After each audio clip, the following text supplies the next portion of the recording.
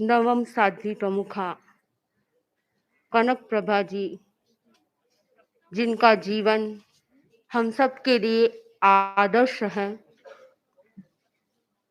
जो एक स्वयं ने लिखा है उन्होंने कि मैं एक लहर हूँ और 3-3 महासागरों का मुझे सानिध्य प्राप्त हुआ।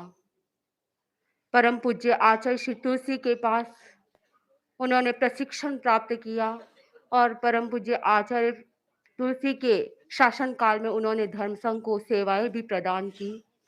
परम पूज्य आचार्य श्री महाप्रज्ञ जी के शासन काल में भी उन्होंने सेवाएं प्रदान की और वर्तमान आचार्य श्री महाश्रमण जी के शासन काल में भी उन्होंने सेवाएं प्रदान की। हम साध्वियों के लिए तो वे हमारे लिए एक आलम्बन भूत थे। समय समय पर उनसे हम साध्वियों को अनेक प्रेरणाएं मिलती थी, किस प्रकार हम अपनी साधना के क्षेत्र में आगे बढ़ सके, किस प्रकार हम रचनात्मक कार्य कर सके, कविताएं, गीत आदि बना सके, हमारे भीतर नई नई स्फूर्णाएं होती रहे, इसकी भी प्रेरणा प्रदान किया करती थी। और उनका जीवन बड़ा ही सादगीपूर्ण, वे सहिष्णु थे। अंतिम समय में असाध्य बीमारी से वे ग्रस्त हो गए। उस समय जो उनका समता भाव हमने देखा, विरल था। बिल्कुल कभी हमने उनके मुंह से उफ तक नहीं सुना। समता भाव में लीन रहती और किसी से भी विशेष बात नहीं किया करते थे। ऐसा लगता है कि अंतिम समय में जब हम 10 दिन तक उनके आसपास रहे तो ऐसा अनुभव हुआ कि वे अंतर्मुखी बन गए थे। किसी से कोई मोह जैसी कोई बात नहीं लगी, पूरे अंतर्मुखी बन गए थे।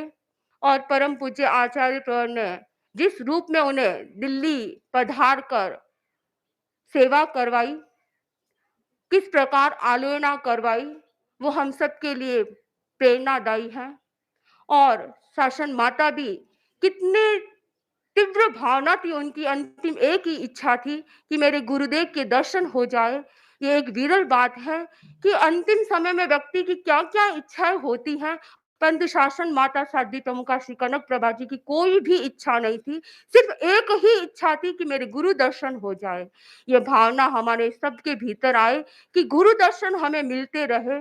और शासन माता को जब भी कभी गुरुदेव से अलग होना पड़ता, उन्हें कभी अच्छा नहीं लगता था। वे हमेशा गुरु चरणों में ही रहना चाहती थी।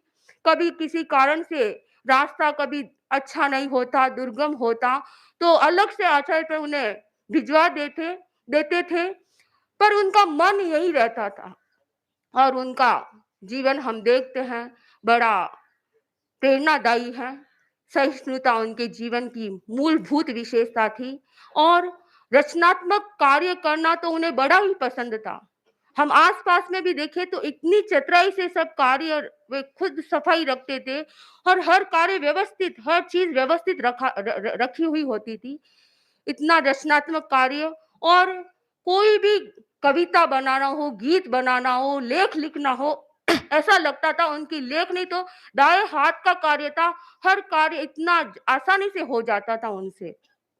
कविताएं तो शायद उनकी अनेक कविताएं हैं और जो हमें प्रेरणा देती हैं कि किस प्रकार उन कविताओं में उनकी जो गुरु भक्ति, संघ भक्ति दिखाई देती हैं, वो हमारे भीतर भी आए।